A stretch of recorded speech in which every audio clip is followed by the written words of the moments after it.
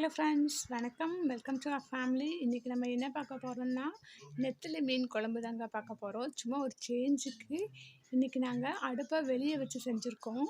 எப்போவுமே அப்படி பண்ண மாட்டோம், வீட்டுக்குள்ளே தான் வச்சு செய்வோம். சும்மா சேஞ்சுக்கு வெளியே வச்சு செஞ்சுருக்கோம் நெத்திலி மீன் குழம்பு. அதை உங்களோட ஷேர் பண்ணிக்கிறேன். இப்போ வாங்க வீடியோக்குள்ளே போகலாம். வீடியோக்குள்ளே போகிறதுக்கு முன்னாடி ப்ளீஸ் சப்ஸ்கிரைப் பண்ணிவிட்டு பெல் ஐக்கனையும் ப்ரெஸ் பண்ணிக்கோங்க. அப்போ தான் நான் போகிற வீடியோஸ் உங்களுக்கு நோட்டிஃபிகேஷனாக சேரும். இப்போ வாங்க வீடியோக்குள்ளே போயிட்டு நம்ம நெத்திலி மீன் குழம்பு எப்படி பண்ணுறதுன்ட்டு சொல்லி பார்க்கலாம்.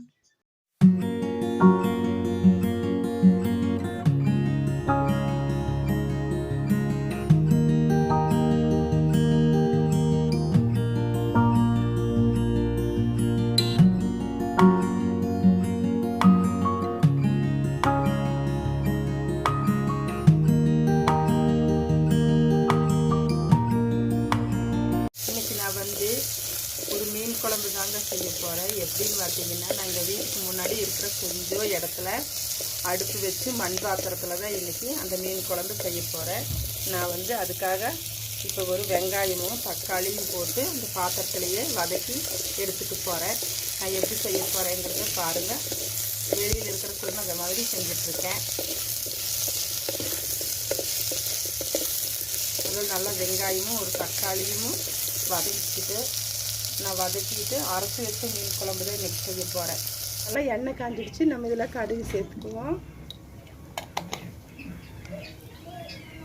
நம்ம இதில் 2 பச்சை மிளகாய், சின்ன வெங்காயம் பாதியாக கட் பண்ணது கொஞ்சம், அப்புறம் ஒரு 10 போன பூண்டு, அப்புறம் கருவேப்பிலை இதெல்லாம் சேர்த்து நம்ம வதக்கிக்கலாம்.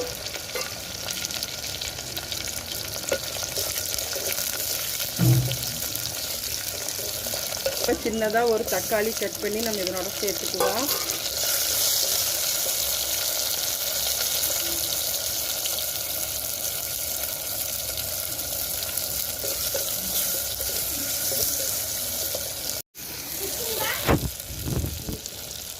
கரைச்சி நம்ம இதில் சேர்த்துக்குவோம். புளி தண்ணி சேர்த்துக்குவோம். இதுக்கூட கொஞ்சமாக உப்பு சேர்த்துக்கலாம்.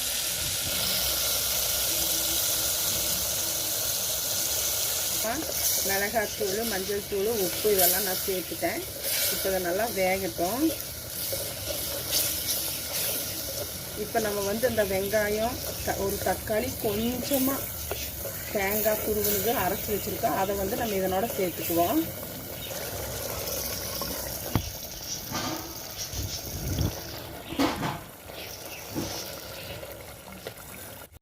இது நல்லா பச்சை வாசனை போக வரைக்கும் ஒரு கொதிச்சு வந்துடட்டும். அப்புறமா நம்ம உப்பு, காரம், புளி எல்லாத்தையுமே செக் பண்ணிவிட்டு நம்ம இதில் மீனை சேர்த்துக்குவோம். குழம்பு நல்லா கொதிச்சிடுச்சு. இப்போ பாருங்கள், இது நெத்திலி மீன் குழம்பு தான். இது நெத்திலி மீன் வாங்கி தான் சுத்தம் பண்ணி வச்சுருக்கேன். நல்லா அதனோட தலையெல்லாம் கிள்ளிட்டு நல்லா சுத்தம் பண்ணி வச்சுருக்கேன். இப்போ இதைத்தான் நான் இந்த குழம்புல சேர்த்துக்க போகிறேன்.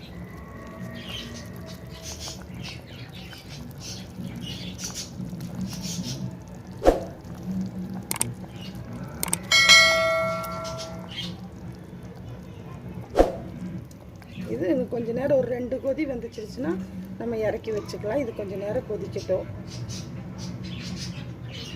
இப்போ நெத்திலி மீன் குழம்பு ரெடி ஆயிடுச்சு. இந்த மாதிரி நீங்களும் உங்கள் வீட்டில் செஞ்சு பார்த்துட்டு இது உங்களுக்கு பிடிச்சிருந்தா லைக் பண்ணுங்கள், ஷேர் பண்ணுங்கள், சப்ஸ்கிரைப் பண்ணுங்கள்.